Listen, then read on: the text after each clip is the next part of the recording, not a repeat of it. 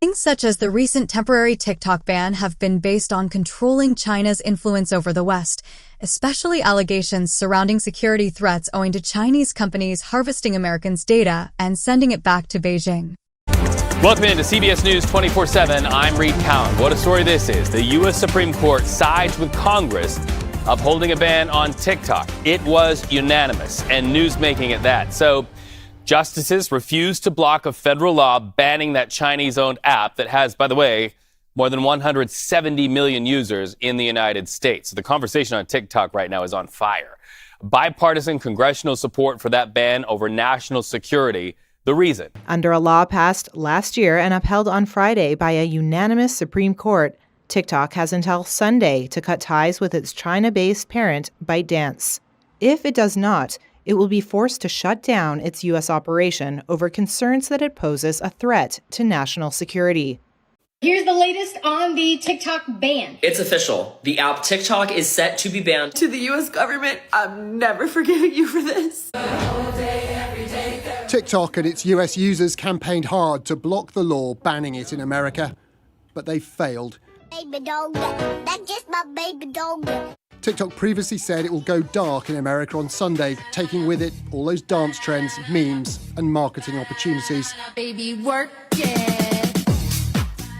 This is not a real cat, okay? But it looks like one. Oh, TikTok refugees from the US, welcome to Red Note, 小红书. Hi, TikTok refugee. When I opened this app the morning, I was completely shocked.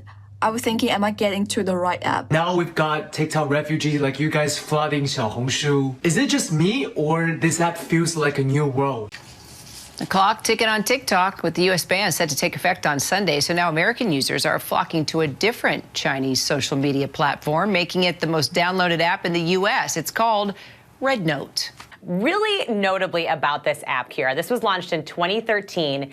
It is also a Chinese-owned app. So when you actually go to download it in the App Store, the name is still in Mandarin, and when you try to click on the terms and conditions, all of the language there, it's still written in Mandarin. So what we're seeing here is, yes, users are trying to find an alternative in case TikTok doesn't start to work as soon as Sunday, but they're also doing this as a little bit of an act of defiance, saying, look, we know that TikTok is owned by a Chinese parent company, and we don't care. In fact, we're going to flock to an alternative that is also owned by a Chinese company. And the other number 2 download that we're seeing in the App Store, Kira, is called Lemon8. This is a little bit more like Pinterest. It's more focused on still photos than videos. But when you go on TikTok, this is actually a sister app of TikTok's. It's also owned by ByteDance. That's also gaining some traction right now. Again, has that Chinese owner. And then the question, what happens to the app while we wait those processes? This will be fascinating. So let's talk about 2 other apps owned by Chinese company. They're starting to make headlines. Lemon8, Red Note. Are those apps also at risk? Because we had a guest on earlier who mentioned that CapCut, which I use to edit content, also is a part of this. So this is where it's really interesting, Reed. So Lemon8 is actually owned by ByteDance, the same company that owns TikTok. Red Note is a Chinese-owned company as well. And so I when this decision came down this morning, I went back and I read the language of the law originally, and it states that any app like this that is owned by a foreign adversary, which China is considered under this legislation, is at risk for a ban. And so you see these users saying, oh, well, we don't care if we're on an app that is owned by a Chinese company. We're going to make a stand. We're going to go to these other apps.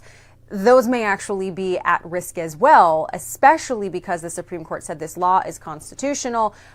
The government could choose to actually go after the whole point of the TikTok law, the federal law that was passed with bipartisan support through Congress, signed into law by President Biden, upheld by the courts, has been to try to get TikTok to divest of that Chinese ownership. So actually Lemon8, which is also owned by the same owners TikTok, ByteDance, it could be subject to this same ban.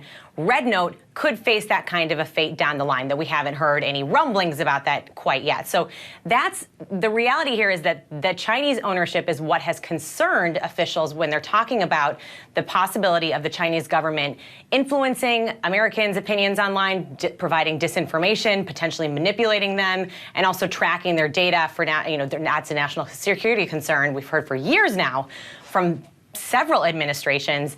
One thing that's notable, Kira, is that there hasn't been as much rumblings about some of the U.S.-based alternatives here. So YouTube Shorts, Instagram Reels, maybe even Snapchat. We're not seeing this kind of same flood of action toward those platforms, but maybe that's something we will see over time if TikTok really does go away. U.S. users would end up going and spending more of their time there, and advertisers might also end up spending more of their dollars there, too. The difference between a video posted on TikTok that generated about $2,000 in revenue and looking on Instagram and that same video, I made $3 from it.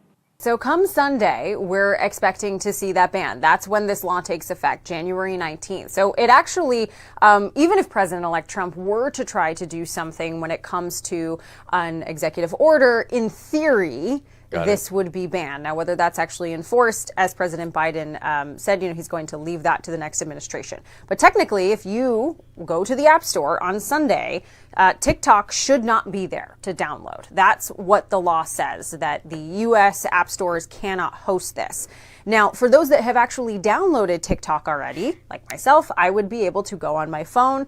I would be able to still continue using it. That's what's in the law. And then sort of going forward and rolling that out, any new app or new versions of the app, you wouldn't be able to download it. So the idea is over time, people would just sort of move away from that. TikTok, however, could choose to actually shut off access. And there is some reporting out there that this is something that they are considering is more of a, well, okay, we're going to take our ball and go home. But as of now, Reed, it would be Sunday if that law is enforced. TikTok has stopped working in the United States. It's disappeared from Apple and Google app stores too, as part of a blackout ahead of a law implementing its shutdown. The US has cited national security concerns about the Chinese-owned video app. Back home now to the breaking news overnight, the social media app TikTok going dark as a U.S. ban goes into effect. Millions of Americans are waking up this morning to a TikTok app where you can't scroll or post. Instead, all you see is a message that it's unavailable. TikTok is apologizing to users that the app went dark as it now looks to President-elect Trump to turn the lights back on. This morning, TikTok is shut down for 170 million U.S. users as a landmark ban on the app takes effect. Late Saturday, this message appearing on screens, saying a law banning TikTok has been enacted in the U.S. Unfortunately, that means you can't use TikTok for now. We are fortunate that President Trump has indicated he will work with us on a solution. Stay tuned. TikTok also removed from Apple and Google's app stores. So why has the company chosen to effect this ban, even though it has, a very powerful ally in Donald Trump? Talk us through the ecosystem about how Americans access TikTok and the companies that could have been liable if they'd continued making it accessible. Well, as of right now, this law is in force. Donald Trump is not the president. Joe Biden is the president, as you know.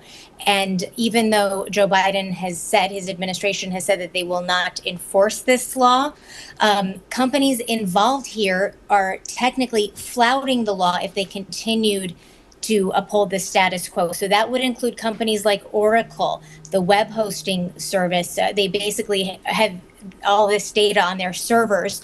And so they have taken action, presumably.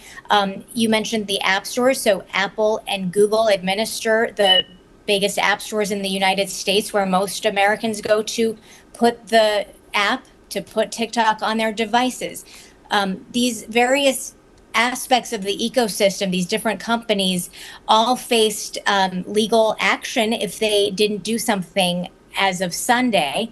And they also faced potentially very steep fines. So yes, Donald Trump comes into office on Monday and can, tell these various companies that he can try and assure them, but they are still flouting the law if they didn't do something. Now, TikTok wasn't forced to shut itself down under the law, but the company claims it didn't have enough explicit reassurance from the Biden administration that tech companies like Apple, Google, and Oracle that provide services to TikTok wouldn't face massive fines when the law took effect today. The White House called TikTok's choice to shut down a stunt. In the hours leading up to the ban, celebrities, major American companies, and with that, the TikTok era comes to an end. and content creators rallying around the hashtag #FarewellTikTok. This is like the third or fourth time we've had to make these goodbye TikTok videos. But those goodbyes could be short-lived. President-elect Donald Trump telling ABC's Rachel Scott he will most likely put the ban on hold for 90 days once he takes office, saying, "I'll do that until we figure something out." TikTok's over 170 million American users are in limbo. The Chinese-owned app said late on Friday it will go dark in the U.S. on Sunday unless the Biden administration provides assurances to companies such as Apple and Google that they will not face enforcement actions when a ban takes effect. The White House dismissed TikTok's comment as a stunt. But then get this, President Joe Biden saying in recent hours he will not implement or enforce that ban. He's going to leave it squarely with the Trump administration on how to handle this. And President Joe Biden said it was up to Trump to take action. The decision's going to be made by the next president anyway. So that's the big question. How will the president-elect Donald Trump uphold the ban? And the big question is this, will he? Keep in mind, the top boss of that Chinese-owned app is attending Donald Trump's inauguration. Today, both TikTok and the Biden administration made their best case to the justices in dueling briefs that were ordered and expedited by the court ahead of oral argument in the case 2 weeks from today. TikTok says the ban violates the First Amendment's guarantee to freedom of expression. The Biden administration says TikTok and its Chinese parent company pose a serious threat to national security. President-elect Trump took the rare move of filing his own brief, telling the court to leave it to him to strike a deal that will save the app. Lawyers for TikTok compared the app to a modern-day newspaper, touting its 170 million monthly users in the United States and citing articles about the millions of younger Americans who get their news from TikTok. The law passed by Congress last April requires TikTok's Chinese parent company ByteDance to either sell off the app or be banned in the U.S. Left out in this statement by TikTok is the fact that TikTok and its Chinese owner, they've had 9 months to sell this app to a U.S. buyer, and they didn't do that. Of course, both of these options are clearly unsavory to the company. And talk to us about the possible individuals or companies that could buy the TikTok operations in the United States and, crucially, some allies of Donald Trump. Yeah, there's a number of potential suitors that have come forward. Most recently, Perplexity AI, which is one of the many AI startups that has cropped up in recent years. But individuals include Donald Trump's former Treasury Secretary, Steven Mnuchin, who floated he was interested earlier this year. When the law first took effect. Another prominent suitor is a billionaire investor named Frank McCourt, who has put a group of investors together. He has made the media rounds, done a lot of interviews talking about what he'd like to do with the app. But the most probably well-known and most interesting, I would say, of the potential suitors here is Elon Musk. He, of course, owns X, formerly known as Twitter.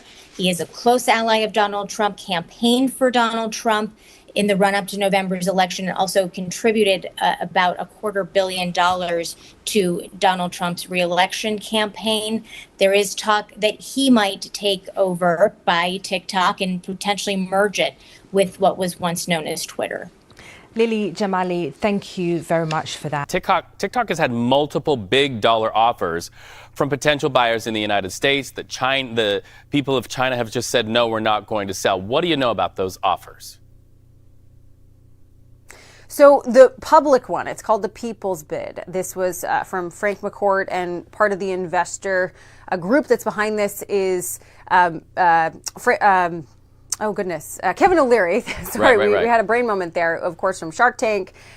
Big billionaires behind this, and they have not disclosed what number they would be putting forth as the bid, but they would be buying the U.S. operations of TikTok, not the algorithm.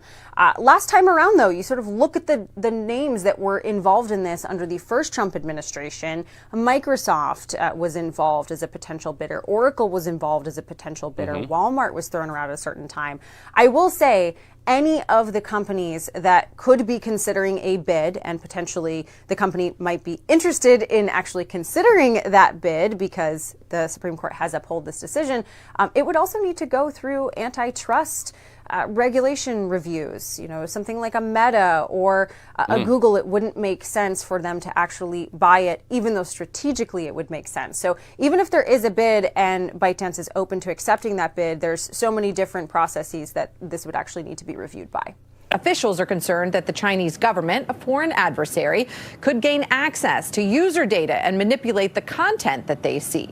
But TikTok's lawyers say the American platform is run by an American company, TikTok Inc., and no arm of the Chinese government has an ownership stake, directly or indirectly, in TikTok Inc. or ByteDance Limited. Virginia's Attorney General Jason Miara has filed a brief supporting the Biden administration and telling the court to uphold the ban. It seems Donald Trump doesn't want to be the president whose first act in office is to terminate TikTok. He'd rather be the one who saves it. President Trump first backed the ban based on fears TikTok's Chinese ownership compromised American national security. But now he's changed his mind. With billions of views, billions and billions of views, they brought me a chart, and it was a record, and it was so beautiful to see. And as I looked at it, I said, maybe we got to keep this sucker around a little while. He's indicated he'll extend President Biden's pledge not to prosecute any violation of the ban, provided TikTok is sold to an American owner. But it's not a tune TikTok is dancing to, nor Beijing, which must approve any deal. They refuse to sell. Legal experts think TikTok is unlikely to ignore an act of Congress, and President Trump doesn't have the power to either. Trump is inclined to do anything he manages to have the logistical and practical power to do. But we're kind of skirting a number of constitutional crises if he does that. His job as chief executive is to enforce and uphold the law. And if he's not enforcing and upholding the law, that's a problem. But at this point, they have exhausted every legal avenue at their disposal. They've taken this to a U.S. appeals court where the law was upheld. The Supreme Court did the same on Friday. They do, of course, have an ally, as you noted, in President-elect Donald Trump, who takes office the day after, so tomorrow on Monday. And he, as you mentioned, has said he will try to enact he's likely to, is the phrasing that he used, to enact a reprieve of about 3 months. The question is whether legally he can actually do that.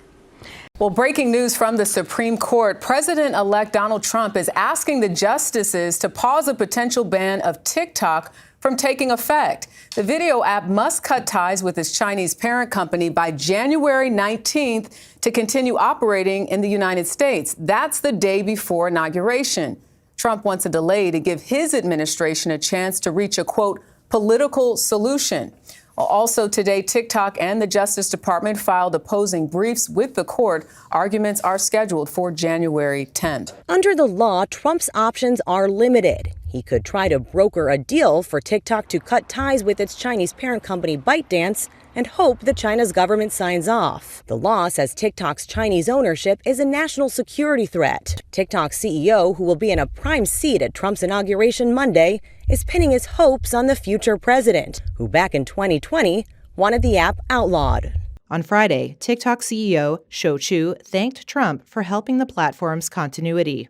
On behalf of everyone at TikTok and all our users across the country, I want to thank President Trump for his commitment to work with us to find a solution that keeps TikTok available in the United States.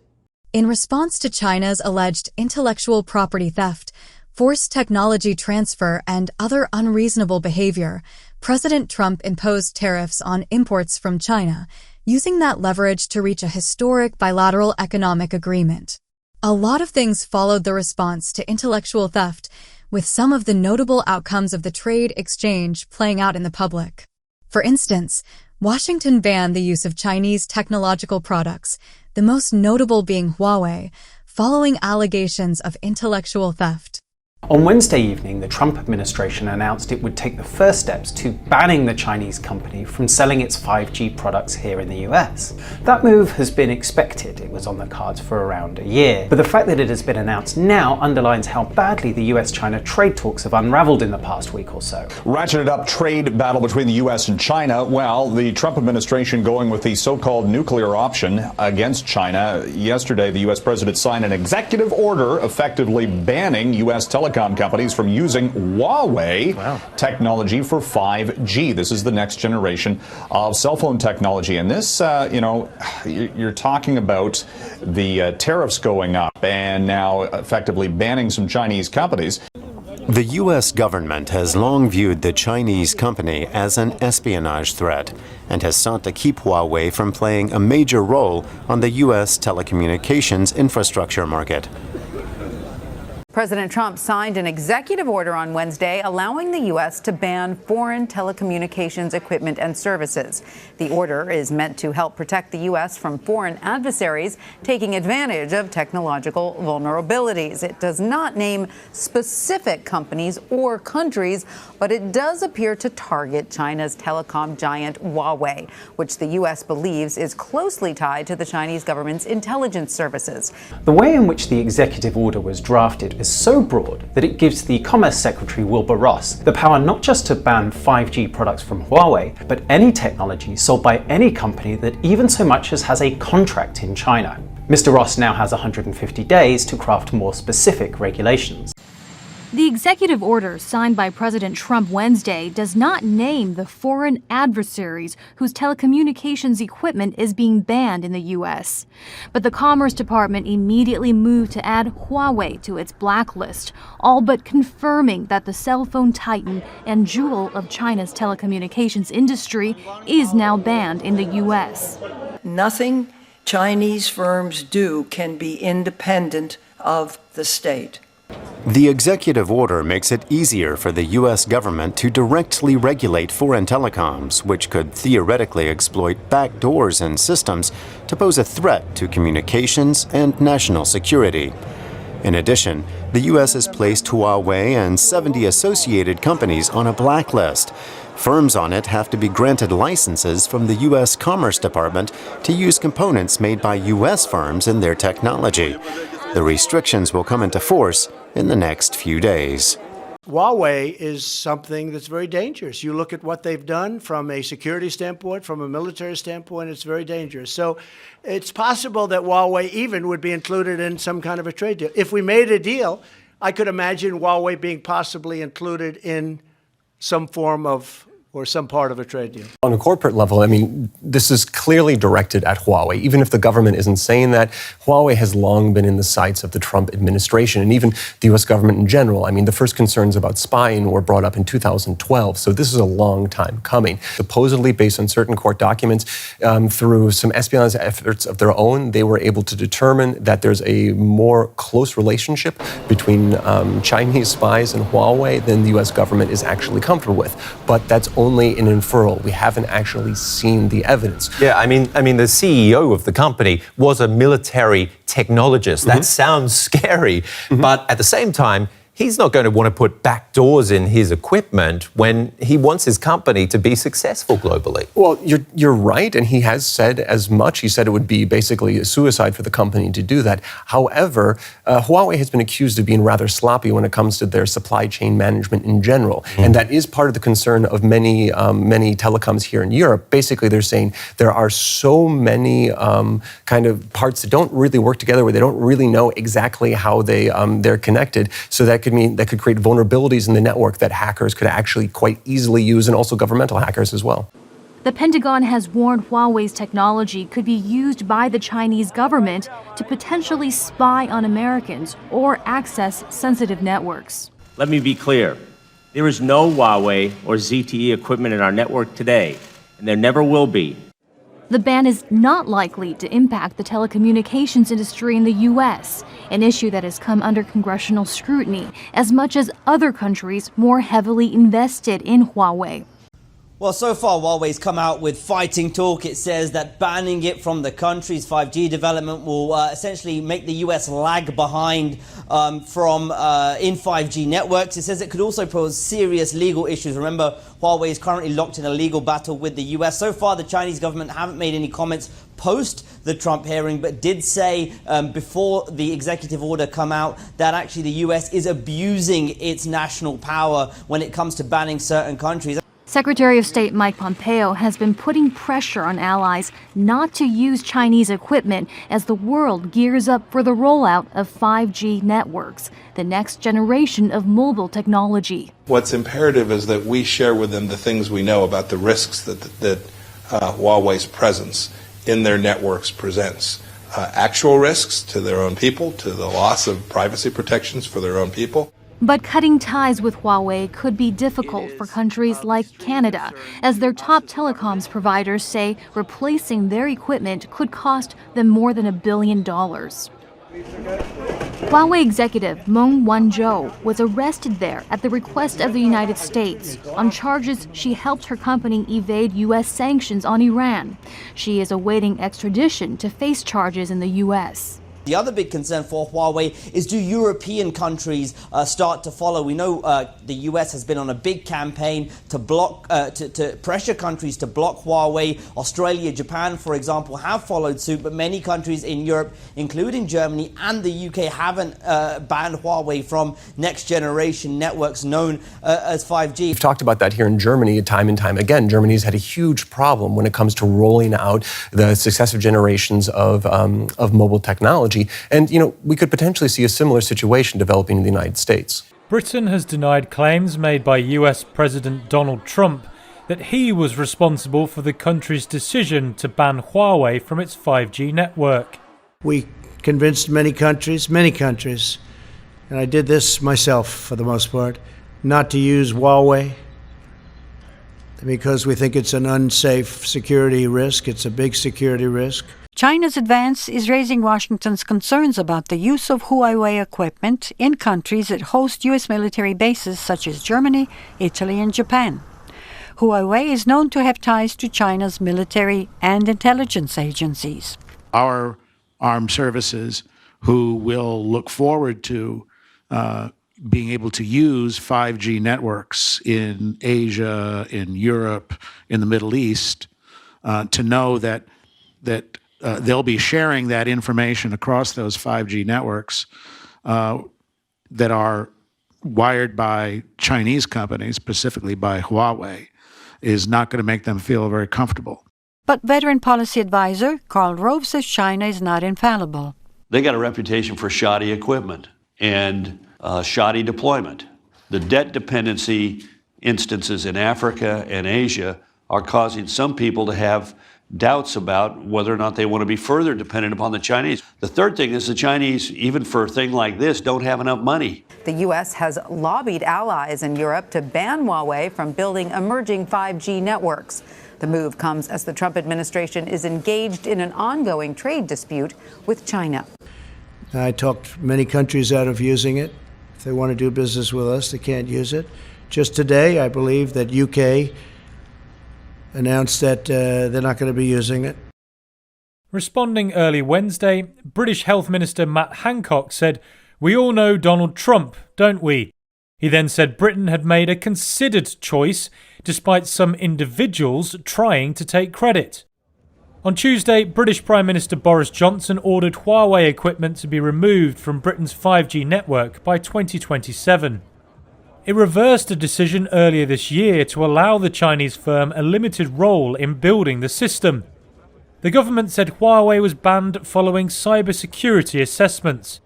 China today vowed retaliation, both in Beijing, where a spokesman accused Canada of violating free trade rules, and in Ottawa, where Beijing's embassy accused Canada of acting in collusion with the U.S. to suppress Chinese enterprises. They will want to punish us, to show to other countries that if you dare to oppose China, that you will suffer consequences. But at the same time, their room to maneuver in terms of what they could select to punish us has been reduced. Plagued by lockdowns, China's own economy is in bad shape, and its ability to punish Canadian industries like canola is limited because the world is facing shortages. A day after his government brought in the ban, citing issues of national security, Justin Trudeau faced questions about why it took so long.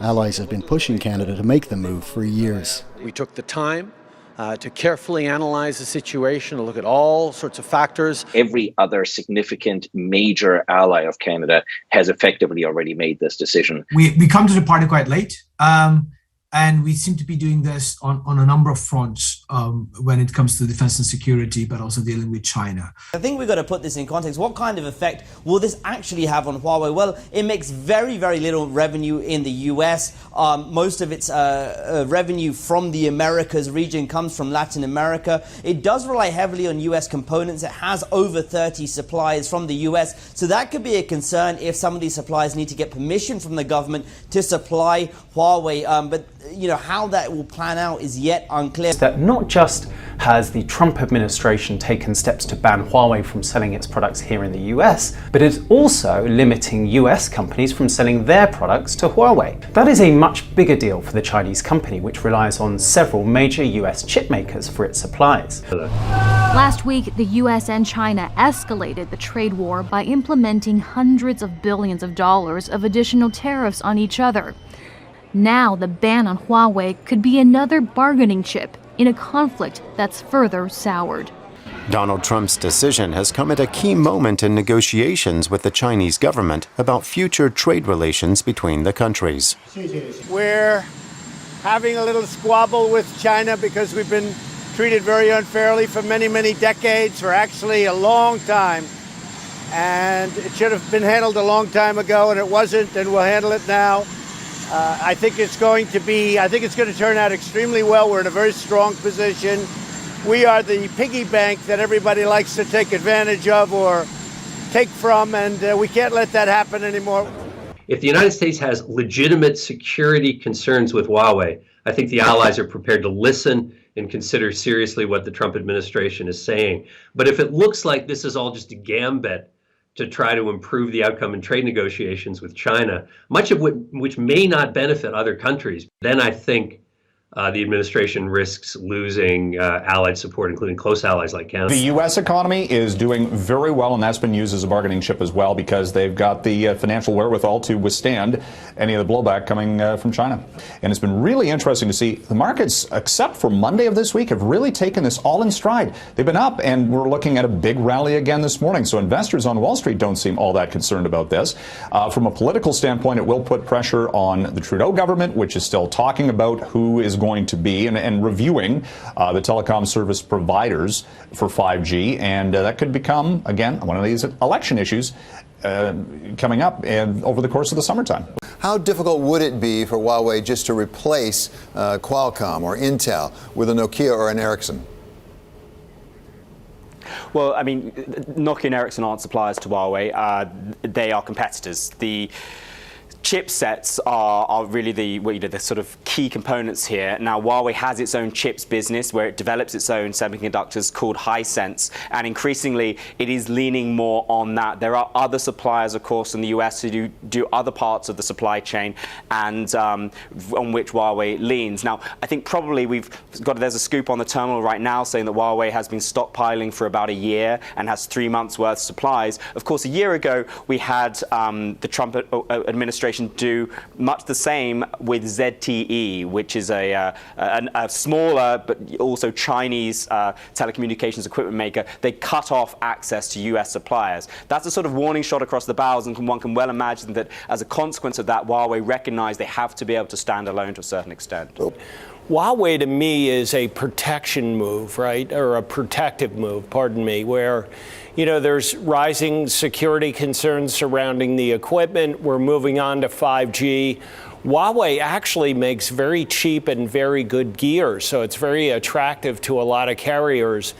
I think, to be clear, AT&T and Verizon, T-Mobile, they don't use Huawei, I think, in part because of those concerns, but smaller carriers may, and I think the U.S. wants to get in front of that now for 5G. So, Alex, if this kind of opens the door for Nokia, Ericsson, and Cisco systems to kind of get in there and steal all that market share, broadly then, what does it mean for 5G and the Internet of Things? Like yesterday it was about the demise of that. It might never happen. Is that really accurate?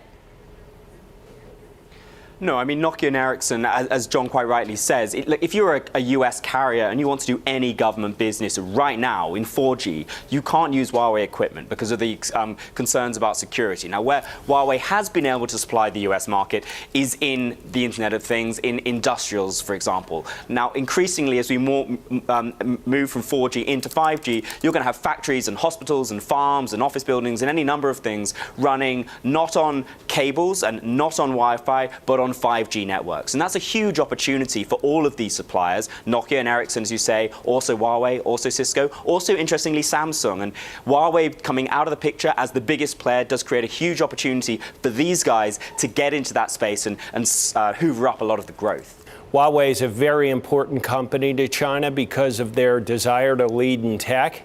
Huawei is the largest telecom equipment company in the world, so it's really their shining star. My concern is that they may begin to eye Apple as a potential tool to get back at the U.S. So far in this whole trade war, Apple has sort of fallen outside the blast radius, for lack of a better word, and I think the risk is rising for them. And think about China. For Apple, it's 20% of sales, and most of that is probably iPhone. So, Alex, how bad could it get if China really wanted to go after us on tech, telecom generally?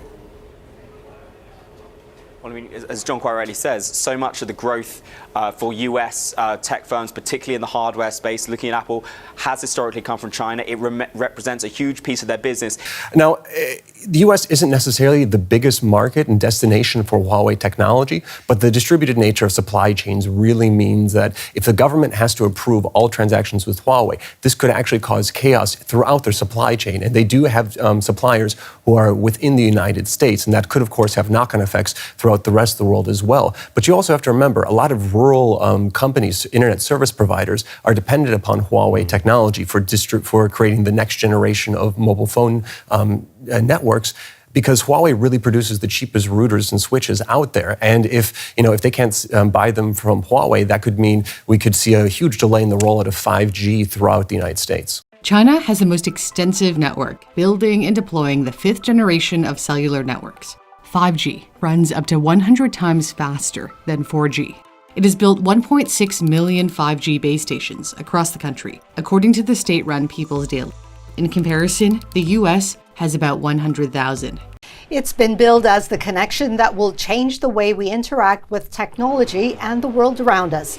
6G is expected to not only speed up cellular and internet connectivity, it also promises to blur the lines between the physical and digital realms. And China appears to be leading the way in developing the next generation of digital connection.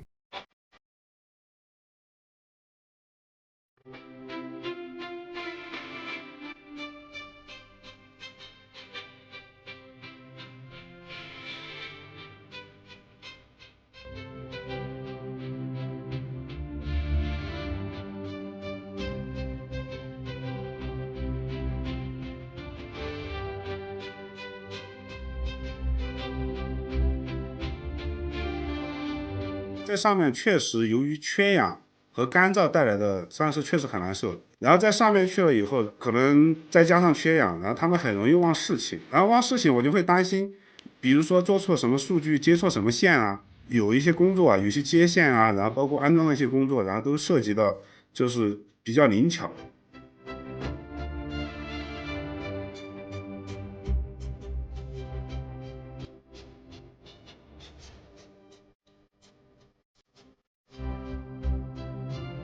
我想起从5300到5800那一段的时候，那天晚上我们走得很晚，然后有好些路我们都是手拉手往前走的，真的就像兄弟一样。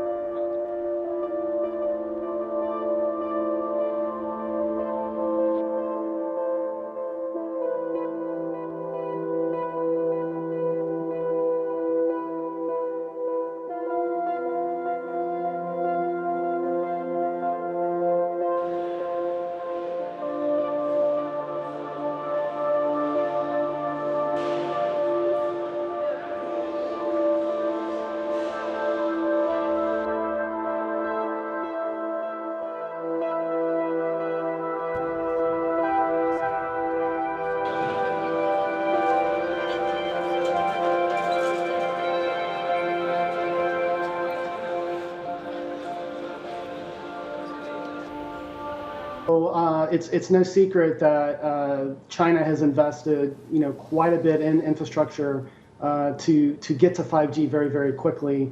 Likely we won't see deployment given end devices won't be available until likely the first quarter of 2019. But what you are seeing is a huge investment backed by the Chinese government that's really, putting China on a very, very fast trajectory. Where I think China Tower will also capitalize is when you look at 5G, one of the deployment methodologies is to use what's called small cell technology.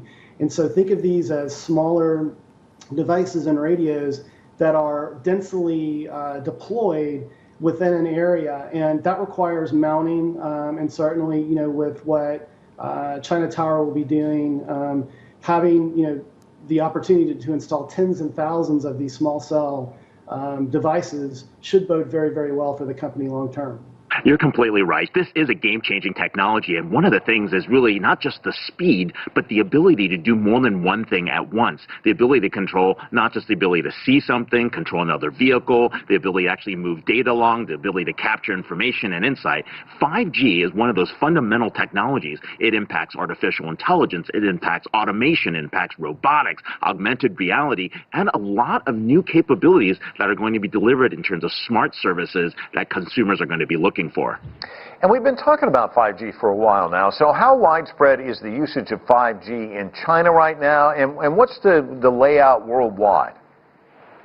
It's a great point, right? The leaders in 5G are China, Japan, North Korea, and the United States. But the thing that China has done a great job with is they've actually had the greatest amount of adoption in terms of 5G. We're talking something in the neighborhood of like 200,000 cell sites. We're talking almost 250 million subscribers that are on 5G. So that adoption is happening much more quickly than out in the West. This gives them an advantage in terms of being able to do some of the automation capabilities, and as you saw with the autonomous vehicles that are in production, to be able to create those systems in place.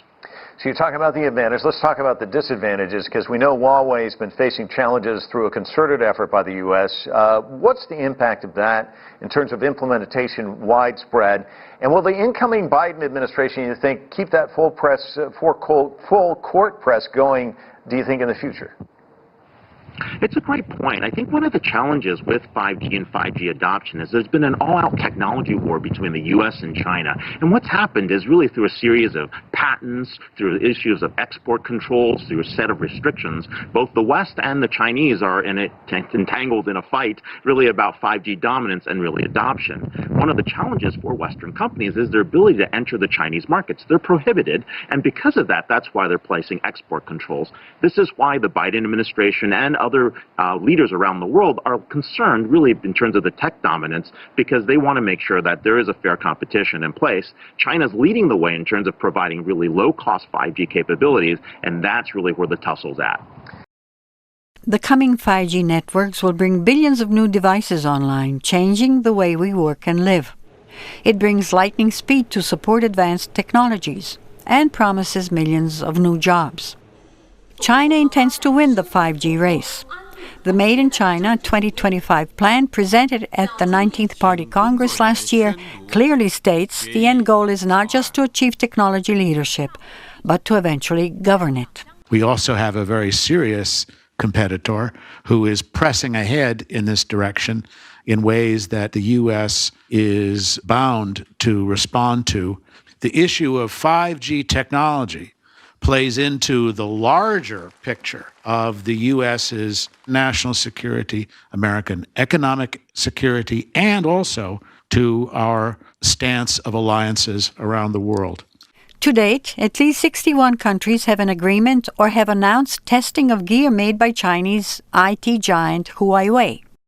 10 of them, including Britain, Portugal, Italy, Mexico, and the Philippines, have announced deals to start using it in their 5G networks. The growing number of countries opting for Huawei is tied to China's comprehensive bargain deals, say industry leaders. The Chinese government, to make a long story short, is prepared to subsidize the cost of equipment to an unprecedented degree. It's a multi-sectoral, cross-sectoral approach with energy companies and the web-scale companies. And the push is, look at all of the economies of scale, look at all the advantages, look at the cheap equipment that we can provide. And then there's also diplomatic pressure. There's investment in the civil infrastructure of countries that are struggling financially. China is deploying 5G at a scale greater than any other place in the world. China is exceptionally good at developing infrastructure, whether it's, 5G infrastructure or electric grid infrastructure or electric vehicle charging infrastructure. It has this ability to do good planning and then also to execute. What I've seen in China is 5G completely changing the way people live and work. Even in seemingly low-tech traditional industries. Across the country, more than 2.5 million people are employed in coal mining. It's dangerous work, known for frequent accidents and fatalities. 5G is capable of bringing digital connections into deep underground crevices, such as this one, allowing the facility to become completely automated. Previous 4G systems beamed data inefficiently in all directions. 5G is much more precise. China says its goal is to ultimately move away from coal and into cleaner forms of energy. 5G is a critical part of this plan as well. This is the Dingzhuang floating solar farm. Across a large swath of sea are endless solar panels, each requiring monitoring. The plant's expected total output is 550 million kilowatt hours per year. That's enough to power 52,000 typical American homes. You have tens of thousands of photovoltaic cells, and 5G can monitor information from them more efficiently than anything else can. China's national 5G infrastructure gives a built-in advantage to this large-scale solar farm. Solar panel technology is prone to malfunctions, and one problematic panel can shut down an entire grid. 5G enables each panel to constantly send data to a central command station, making inspections more efficient and saving labor costs. The shade from the solar farm actually cools the surrounding water, helping create an ideal environment for farming shrimp and other seafood. But all of this is possible because the Chinese government sees the advantage of creating a web of connectivity across the entire country and is willing to use its central authority to make it a reality. 5G cellular technology is really sort of a major leap. And it really is more of the high-tech future that we've seen in the movies and in sci-fi, in which we're surrounded all the time by really high-speed data and the ability to exploit all of that. And that just basically means 5G will enable much more precision-based applications. Driverless cars, automated ports and factories, next-generation AI. What all of these things have in common is that they can't fully develop until 5G infrastructure is built. Yet instead of trailing China, the US could have been the leader in 5G development had an immigrant been allowed to stay in the country. Erdal Erkan may not be a household name, yet he's so extraordinary that Chinese telecom giant Huawei rolled out the red carpet for him at its headquarters in Shenzhen in 2018. They treated him like a rock star because he developed the fundamental technology for 5G. Erkan was born and raised in Turkey, the son of a doctor and a stay-at-home mom. He loved science and studied electrical engineering at Middle East Technical University in Ankara. While in his first year, in 1977, Erkan's high test scores allowed him to transfer to the California Institute of Technology, known as Caltech, one of the world's top universities with a strong focus on science and engineering.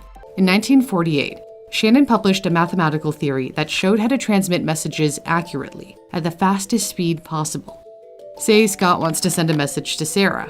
A transmitter encodes information into a signal, which is corrupted by noise, and then decoded by the receiver. Shannon's theory showed how to calculate the maximum rate at which messages can be sent with 0 errors to ensure that the message Scott sent is the same one Sarah received. After graduating from Caltech, he took his interest in Shannon's theory to MIT for his grad studies. His mentor there, Professor Robert Gallagher, was a renowned pioneer in information theory who came close to the Shannon limit, but never reached it. Erkan would throw himself into this work for the next 20 years, trying to attain what no one had yet been able to do. After finishing his doctoral thesis in 1986, he He briefly served as an assistant professor at the University of Illinois at Urbana-Champaign. However, he was reportedly unable to obtain a permanent academic post in the US or funding to continue his work on information theory. And as a foreign citizen, he had to find an American employer interested in supporting him in order to remain in the country, but he failed to do so and had no choice but to return to Turkey. He once told Wired, the reason scientists and engineers in the US don't spend decades working on the same problem is, quote, because they wouldn't be able to get tenure, they wouldn't be able to get research funding. He returned to Turkey to join the country's first private, nonprofit research institution, Bilkent University, now a leading institution in the country. He established its engineering school and gave lectures and published papers. But the Shannon limit kept nagging at him. How do you transmit messages accurately at the fastest possible speed? Messages that you send, letters and emojis, are converted into a string of ones and zeros called bits. The problem is, noise can distort the message, so redundancies are required to make sure the correct message is received. Redundancies ensure that if an error does creep in, you can still be sure of the correct string and what the original message intended to say. However, there is a trade-off. The more redundancies you add, the slower the transmission rate. So how do you get around that problem? After working on it for over 2 decades, Erkan had a eureka moment in late 2005. His solution was to make a copy of the channel and transfer the noise from one channel to the other, so you're left with one very noisy channel and the other that's much cleaner. The noise-free channel could in theory reach the Shannon limit. He dubbed his discovery polar codes, in reference to banishing noise to the North Pole so that there is clear communication at the South Pole. He continued to tinker with his discovery, and in 2009, he published his findings in the field's top scientific journal, to much fanfare. Erkan tried to sell the idea of polar codes to both Qualcomm and Seagate, but they declined. No American company was interested in his ideas. He blamed himself for not being a good enough salesperson, telling Wired, "I was an academic who did not know how to promote an idea. Perhaps I did not believe in the idea that strongly myself." But one company did believe in the idea very strongly. The head honchos at Huawei saw the potential of polar codes. They believed it was the breakthrough needed to leap from 4G networks to 5G. Polar codes are considered a direct challenge to the American-developed coding method LDPC and are believed to be superior to it. The Chinese company bet big on polar codes, investing hundreds of millions of dollars to build on Erkan's work. In fact, when Canadian tech giant Nortel went under, Huawei poached its top researcher who grew up in China. Wentong would head Huawei's R&D division on 5G. Huawei's engineers came up with the software to make polar codes work in practice and invented some of the first 5G technologies. Huawei holds the majority of polar code patents for 5G and has positioned itself as a world leader in tech innovation. Western countries insist Huawei's technology may intentionally contain security holes that could be used by the Chinese government for spying, which Huawei flatly denies. The US has banned its equipment. The 6th generation of wireless communications technology, or 6G, is the successor to 5G, which was deployed worldwide in just 2019 by mobile operators. So each generation of technology seeks to sort of expand the limits of communication. 2G and 3G earlier standards were able to expand our voice and text communication, but the 5G era really set out to connect complex systems, automated systems, which made possible innovations in things like augmented reality, artificial intelligence, and such. But with 6G, the goal really is to fuse the human and digital worlds together. The aim is to sort of bring those two closer together and make smarter, more intelligent, and more interesting technologies possible. It'll also expand upon the current capabilities of 5G, so it'll make it faster and smarter, but also more energy efficient. And China seems to be driving development of 6G. Why is China so keen to move forward with this? Well, a Chinese industry report from last year by some major players in China's telecommunications industry indicated that one of the reasons that European and American developers are lagging behind in the development of 6G is that they had a lag in 5G deployment. So China has the most 5G base stations in the world and has generally been leading the deployment of 5G. Some countries have not yet had a chance to really catch up with it. Some other countries, the report indicated that some other countries like Japan and South Korea, who have also seen good deployment of 5G, are also pretty optimistic about 6G development, but that operators in countries like France, Italy, and Germany are a bit more conservative about their development of 6G, which could impact the kind of standards that they set forth, which will eventually impact the performance metrics that 6G is judged on. So this is a bit of an issue for China because obviously they are a bit more ahead in their 5G deployment, which means that they're also more ahead and ready to deploy 6G. And speaking of tussles, this tussle with the Trump administration, I think, is kind of had China refocus things. They're trying to be not so reliant on others in terms of building their own chips and other technology. How's that going? Well, what's been happening over a period of time is the Trump administration, along with other leaders around the world, have been putting export control restrictions, which means chips, which means access to markets has been restricted. Now, there are two ways to look at this. One, that means China has to become more dependent on themselves and more self-reliant. But on the other hand, what it does is it prevents the international cooperation on standards. And this is where we're going to see some issues, because we're already talking about 6G standards, and we haven't even fully deployed 5G. There's a battle already about 6G, and there's also even a battle about standards in space. And so we see that coming out in the near future. At some point, while responding to China's technological advancements, America did ban the sale of advanced microchips to Chinese companies as they were seen as important products in the steps Beijing is making towards global technological dominance. Reports confirm that 2 of the top chip-making companies in America have been ordered to stop selling technology to China that may be used for boosting artificial intelligence. AMD and NVIDIA have been ordered by the U.S. government to completely halt exports of a certain high-performing AI chips to China due to a potential risk associated with the product. The U.S. restricting the sale of chips that NVIDIA designed specifically for the Chinese market to help export curbs that block China's access to highly advanced semiconductor technology.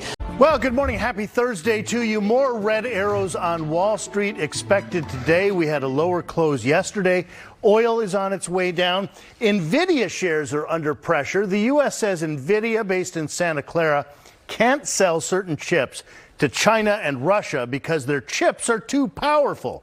How powerful? We can talk about that. You've seen clips like this before, right? Look at the so-called metaverse, at least the way that Facebook sees it. A place where you meet friends or attend a meeting all while wearing a headset to pull you into virtual reality. But NVIDIA, the chip maker, thinks virtual worlds might be more useful than just a dance party or a business meeting, and those chips can make that happen. Look at this. 3D interactive view of a wildfire. The computer doesn't just show firefighters where the fire is. They can use the chips and the power to predict where the fire's going. You want to know where you're going to put the fire break in. Where do you have to move teams? If there's multiple fires, where do you allocate resources? How do you coordinate aerial bombers and so on? We got a chance to look inside the labs at Santa Clara's NVIDIA, and what they're doing is pretty amazing.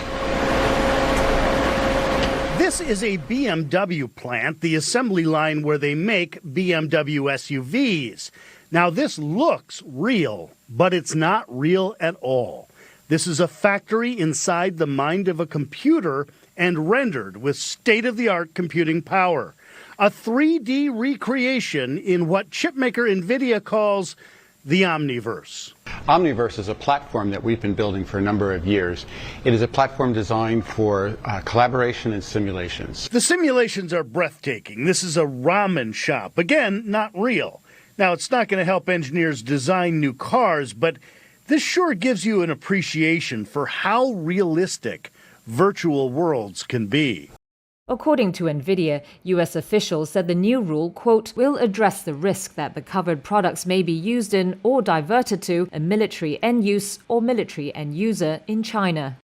Asked for comment, the U.S. Department of Commerce would not give details of the new criteria for exporting chips to China, but told Reuters it's reviewing its policies and practices to keep advanced technologies out of the wrong hands.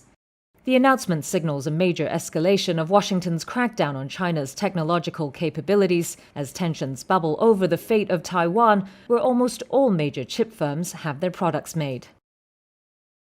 Chip designer NVIDIA explained to the media that if they follow through with the move and stop exporting 2 top computing chips for AI work in China, that will devastate the country's ability to work with advanced technology. This would include having difficulties with technologies like image recognition. Only hours after the announcement came, shares of NVIDIA's rival company, Advanced Micro Devices Inc., fell by 3.7%. The companies had received new license requirements from the government, which banned the companies from exporting their MI250 AI chips to China. AMD thinks that the new regulations will not affect their business or its MI100 chips. Up next, the U.S. curbs NVIDIA sales of AI chips to China. It doesn't come as a shock that the U.S. is reviewing its policies related to China amidst the recent tension the two countries were in due to Taiwan. But it looks like the U.S. is taking the aggressive approach and ensuring that advanced technologies don't fall into the wrong hands. The U.S. Department of Commerce didn't give any much detail about the new ban or the criteria for the AI chips exports, but they're strong in their approach to being the guardians of all technologies. A spokesperson spoke to Reuters and stated that the U.S. government would take all necessary actions to protect U.S. national security and foreign policies. Without chips from these companies, it would be difficult for China to use advanced technologies such as speech and image recognition. Apart from consumer use, these technologies are also important for military use, such as filtering digital communications to gather intelligence or scouring satellite imagery. In any way, this ban will further increase the tension between the two nations. The United States recently put forward a new act that gives mouth-watering subsidies of up to $53 billion for semiconductor investments on American soil. This means that if semiconductors are manufactured in America, then there'll be great benefits. So, what does that do to the big players in the semiconductor business? But China is not going to sit and let this happen, and they're planning to counter the U.S. Chips and Science Act. The China Chamber of International Commerce and the China Council for the Promotion of International Trade have joined the Chinese government and state media voices to condemn the CHIPS Act. But who would really get hurt with this act? Of course, this hurts the global semiconductor supply chain and chip companies. What's more, some clauses in the CHIPS Act are solely to isolate China in the global chip market, such as preventing U.S. subsidy recipients from using these funds to expand manufacturing, especially advanced semiconductors, to countries like China. The Biden administration is also pouring billions in research into advanced quantum computing and artificial intelligence technologies, all of the sectors which China has marked as national priorities. China has lodged stern protests with the US for its update of the semiconductor export control measures,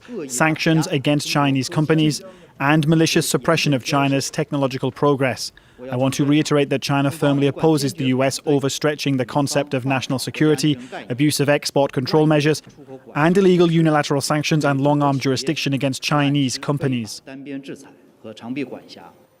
The thing is that China should come up with a solid countermeasure rather than just putting their complaints out there. They should put forward effective strategies to counter U.S. attempts to put back China's advancement in semiconductors. China has banned the export of some materials essential to the manufacturing of electronics and some military equipment to the U.S. It comes in response to Washington's chip sanctions on Beijing. On Monday, the U.S. Biden administration expanded curbs on the sale of American technology to China that could be used to make advanced semiconductors for use in artificial intelligence or military systems. On Tuesday, China responded with export curbs of its own, announcing an immediate ban on the sales of critical minerals, gallium, germanium, antimony, and superhard materials to the United States. The shipping of graphite will also be subject to stricter review. These minerals are essential for integrated circuits used in all things electronic. Beijing, though, cited national security concerns as they can have both civilian and military applications. Now, China is the world's largest source of gallium and germanium, but also of key rare earths elements such as cerium and lanthanum that are used in a broad range of technologies. Last year, it accounted for about 70% of the global rare earths mining production. How reliant is the United States on these materials?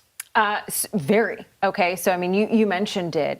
This is a key input in your phones, in defense technology. And I was looking this up. So gallium and germanium, these are two of the materials that China has said, we are not going to sell these to the United States anymore. We get over 50% of what we use from China. Now, we do have some of that in our earth, in the territory here in the United States, but we don't necessarily have the infrastructure to tap into that yet. So we're very reliant on it, and we're very reliant on China for this. This is kind of the tit-for-tat trade war we're seeing escalate. Yeah, it's so interesting. I mean, we often use terms here in this country, and perhaps they do as well in China, that paint the Chinese as our adversaries. Not straight up enemies, but adversaries. And yet, when it comes to the global trade and global economy, we're more tied in together than perhaps it may sound like when politicians pontificate at a podium. It's a really great point you make. And I think you have seen a lot of countries, not just the US, but China, some of these other nations move away from that global perspective and more towards what we like to call a protectionist mindset. Now, President-elect Trump refers to that as America first, make America great again, protecting domestic industries. And we're not alone in this, right? I mean, China is doing that same thing of, if you're not going to give us this, we're not going to give you that. And ultimately, yes, your domestic industries get more protected, but on the global scale, it's not always a win-win. The United States is entering into a tech war with a Thanos-sized chip, where they're also inviting allies like South Korea, Taiwan, and Japan to join their Chip 4 alliance, all of the countries that are top manufacturers of semiconductors. This tension on the technological front between China and the United States is ramping up after that Biden administration move last week that we just outlined prior to my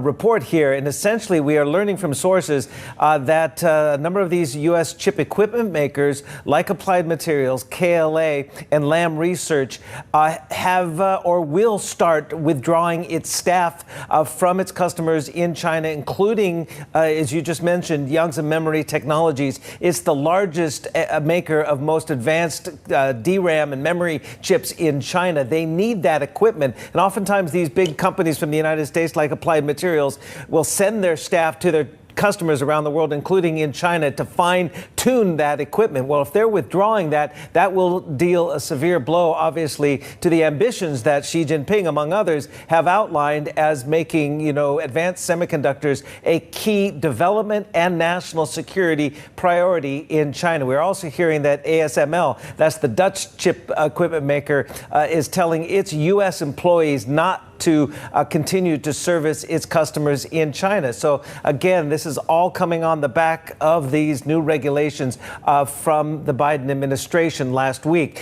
Separately, but related, obviously, we have SK Hynix putting out a statement saying they've been given at least a one-year reprieve of selling or putting its equipment into its factories in China for at least 1 year. Yonhap is also reporting that Samsung Electronics has also gotten a one-year reprieve. So this is a space that we're going to obviously have to watch as the Asian chip makers, which both obviously serve China and the United States, have to make these delicate balancing act and choices going forward. China or the United States. Has it come down to that? The move will restrict NVIDIA's H100 and A100 integrated circuits and can cause the company $400 million worth of business loss. The amount sums up the potential sales that the California-based tech giants make to China. And immediately after the announcement, NVIDIA's shares tumbled 6.6%. NVIDIA said in a statement issued to CNN Business that the company is currently working to satisfy their Chinese customers for their planned and future purchases with alternative products. Well, only time will tell what China will be satisfied with. And it won't be with this new row with the United States. But one thing's for sure, these new rules mean increased tech tension between the superpowers. US officials have ordered NVIDIA to stop exporting 2 top computing chips used in artificial intelligence to China. The chip designer disclosed the ban in a regulatory filing on Wednesday. It's a move that could hamstring Chinese firms' ability to carry out advanced work like image recognition and cost NVIDIA hundreds of millions of dollars in business. The order affects its A100 and H100 chips, designed to speed up machine learning tasks. NVIDIA CEO Jensen Huang, a Taiwanese American, had just unveiled the H100 as the firm's new flagship chip this spring. Now the company says the ban could interfere with the completion of its development. The chip-making giant NVIDIA was told recently by the U.S. government to halt their exports of certain chips to China. But in a recent turn of events, NVIDIA has confirmed that the U.S. government has allowed it to continue developing its H100 AI chip in China. The relief comes after the company warned the government that these restrictions could jeopardize its operations in the country. The company's stocks went into a free fall after the restriction, but NVIDIA said in a recent filing that the U.S. government had authorized in-country transfers, re-exports, and exports to continue the company's development of H1000 integrated circuits. It seems that the Biden administration is doing everything in its power to limit China's reach to advanced technologies so that they can't use them for military purposes. NVIDIA down more than 5.5%, putting it on track for its biggest decline since May.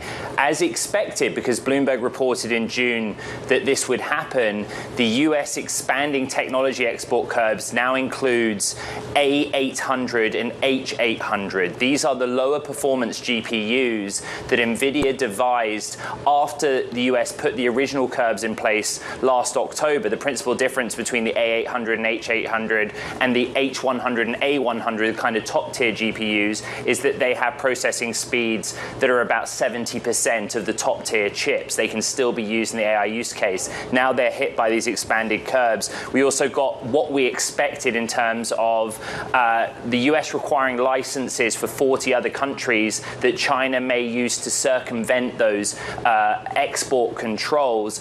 In the NVIDIA context, remember how important China is. In the last earnings call, NVIDIA stated that in the data center context, China was 20 to 25% of sales within the historical range.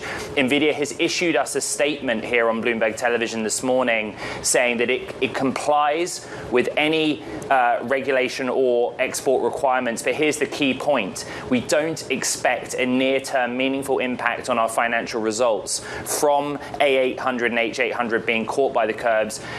Broadly, the market acknowledges, John, that they are supply constrained. Demand for their AI-related GPUs or graphics cards exceeds their ability to supply right now. America bans the sale of its best chips to China. Then China blows up the artificial intelligence market wide open with the most recent release of Deepseek, a direct rival to OpenAI's ChatGPT.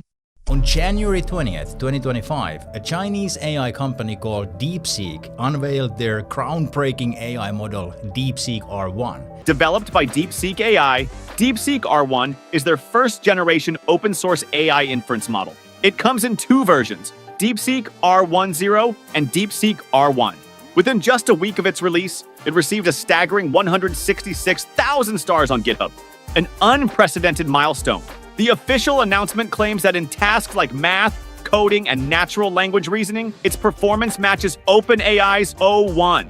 Let's see how it stacks up in benchmarks. On the AMA 2024 benchmark, Deepseek R1 surpasses OpenAI O1. On the Codeforces benchmark, the two are almost on par.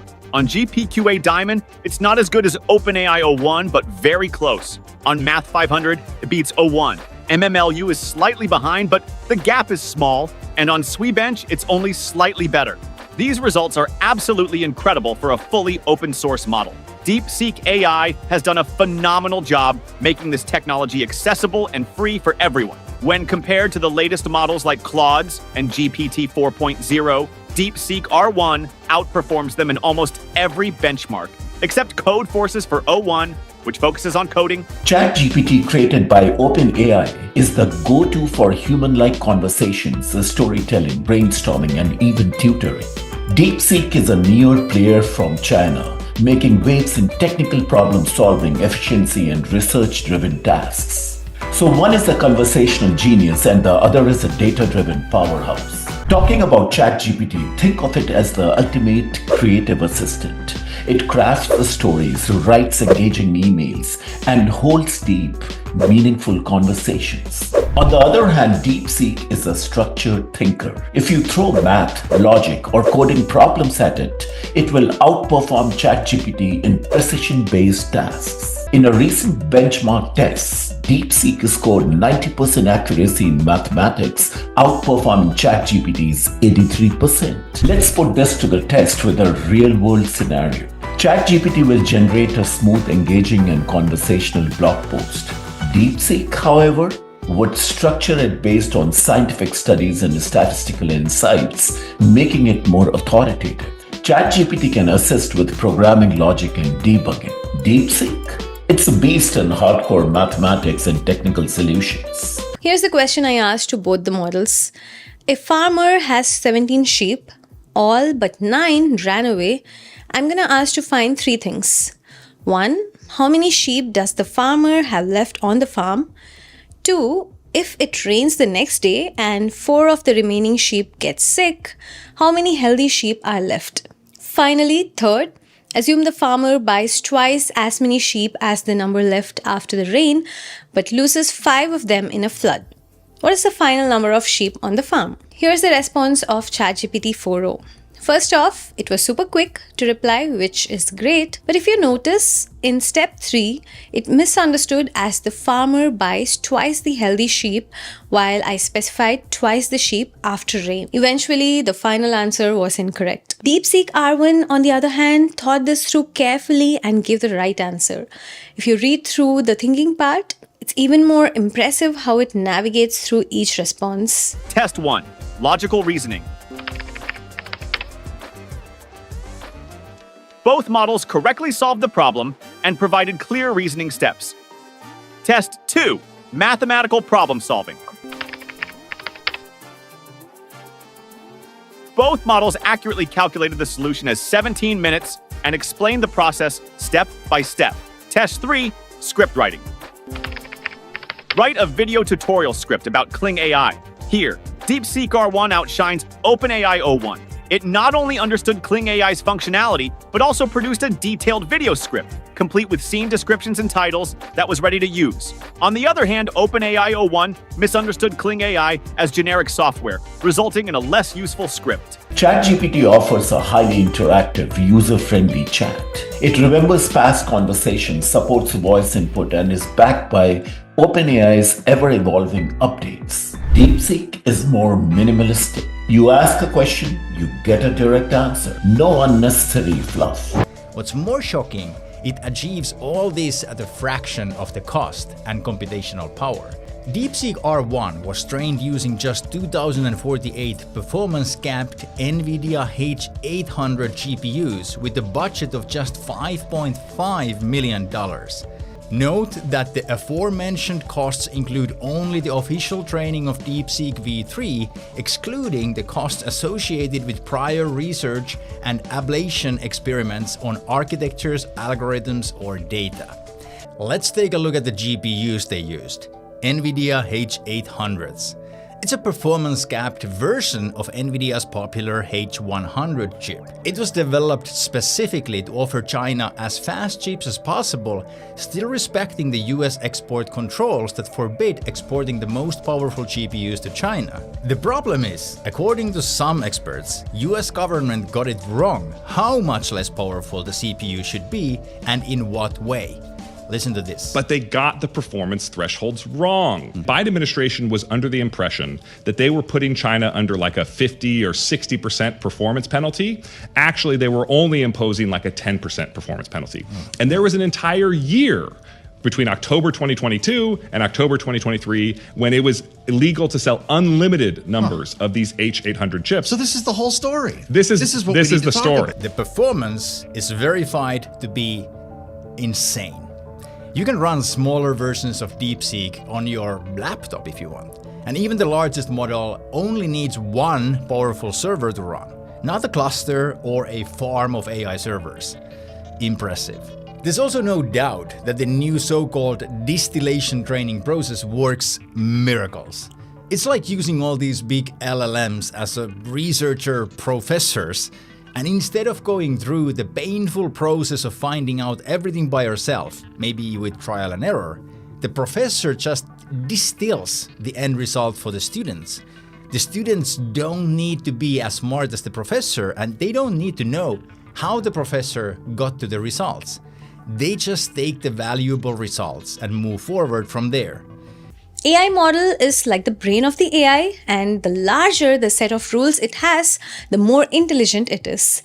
These are called the parameters the AI model is trained with. For example, the flagship model from Meta, called the Llama 405B, is created with 405 billion parameters, or say 405 billion rules. More rules, it requires a lot of computational power to create and use the model. The latest AI model from DeepSeek, called the V3, is trained with 671 billion parameters, making it much more powerful than, say, Llama from Meta. Here you can see in this table, they released that DeepSeek V3 is outperforming other AI models in pretty much all the categories. But wait, it's a larger model, it's going to perform better. Until recently, open source technologies often lag behind proprietary ones. But with the release of DeepSeek R1, the tables have turned.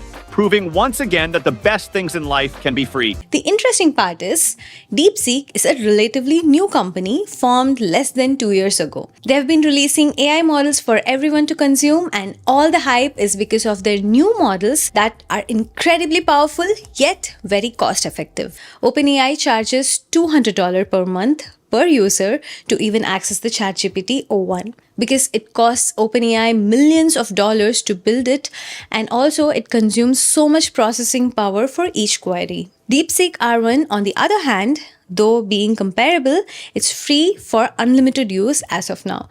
It's open source, so if you have the processing power, you can just download it and run it on your system, all for free. If you're still paying $200 a month for O1, you might want to give this a shot. It's completely free, and you can even use it commercially to monetize your own applications. For developers, the API is incredibly affordable. Input API, $0.14 per million tokens, compared to O1 Mini at $1.50 and O1 at $7.50. Output API, $2.19 per million tokens, compared to O1's $60.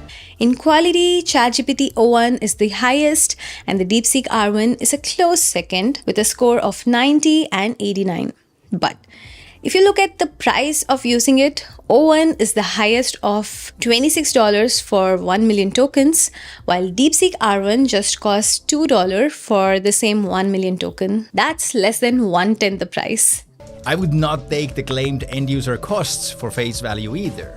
We have Deepseek's pricing that seems unbelievable, but who knows how long will they offer the pricing like this, or maybe they will not be even close to being profitable this way. There's just too many unknowns at this very moment. Until we see some other companies peer reviewing all this, I would be quite cautious about these prices. While ChatGPT and Meta spends billions and billions of dollars to train these models, which require supercomputers and expensive GPUs, Deepseek, on the other hand, has trained such a large model for just less than $6 million US. This is over 10 times less than what Meta spends on training their models. It's not just less expensive to train the model, it's way less expensive to use it as well when compared to a similar model. And it's open source and free. Think about it. Why will people buy expensive models from OpenAI and spend millions of dollars to run those models on their machines while they can get Deepseek AI for free and run them at a fraction of cost to get a similar performance? This means NVIDIA, the company which makes powerful GPUs for AI model training, are not in demand anymore.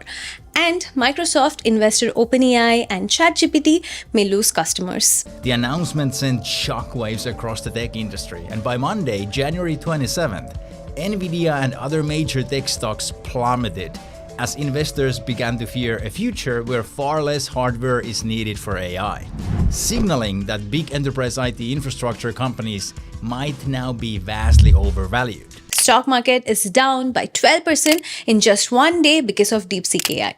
Big companies like Microsoft, OpenAI, Meta are noticing the heat, and Deepseek AI app on iOS App Store recently became the highest rated free app surpassing ChatGPT. Deepseek R1's code is 100% open source and hence available to everyone, and it is well documented. So even though one Chinese company got there first, it will not take the rest of the world long to figure out how to do the same and build on that. Let's also remember that software and algorithms are rather easy to copy and replicate, especially from a well-documented open source project like Deepseek R1. What's not easy is hardware. Whoever dominates hardware innovation will continue to dominate the industry. When something becomes cheaper, people will just want more of it. Think about it. Are there more computers now than in the 70s? Are companies making less or more money from selling computers? Are there more or less servers now than before server virtualization?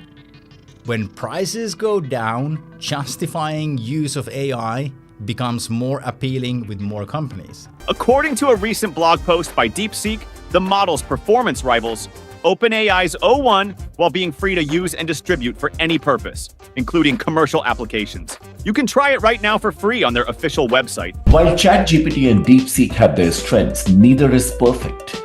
their weaknesses can significantly impact how useful they are in different situations. Some of the key strengths for ChatGPT are its creativity, conversational ability, and versatility, whereas its weaknesses are overgeneralization, verbosity, and factual inaccuracies. One of the biggest complaints about ChatGPT is that it sometimes provides a generic or vague answers, especially when tackling nuanced topics. For instance, if you ask, what are the best strategies for personal finance? ChatGPT might give you a well-written but generic list of saving, investing, and budgeting tips without diving into specific financial models or studies. Another issue is its tendency to over-explain or repeat itself. This can be frustrating if you're looking for quick, concise answers. For instance, suppose you ask ChatGPT, what is the formula for compound interest? Instead of just providing the answer upfront, it might first define compound interest, explain its importance, and then finally give the formula. Despite being a cutting-edge AI, ChatGPT sometimes generates false or misleading information,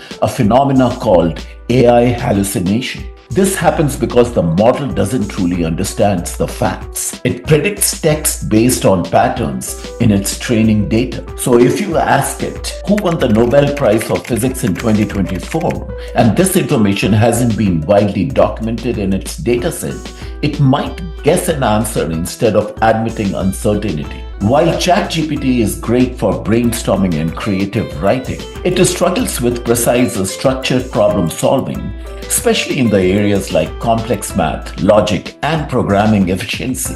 For example, if you give it a multi-step physics equation, it might understand the problem conceptually, but miscalculates or makes incorrect logical jumps in its solution. Let's talk about Deepseek's limitations now. Its strengths are that it's accurate, provides data-driven insights, and efficiency, whereas the weaknesses lead to limited creativity, weaker conversational ability, and lack of engagement. Deepseek is excellent at providing accurate, structured answers, but it lacks ChatGPT's natural conversational flow. If you ask Deepseek, can you explain the importance of storytelling in marketing? ChatGPT will give a well-crafted, engaging response, but at the same time, Deepseek will likely focus purely on factual details and technical insights, missing out on the emotional appeal. This is a major factor if you're using AI for content creation.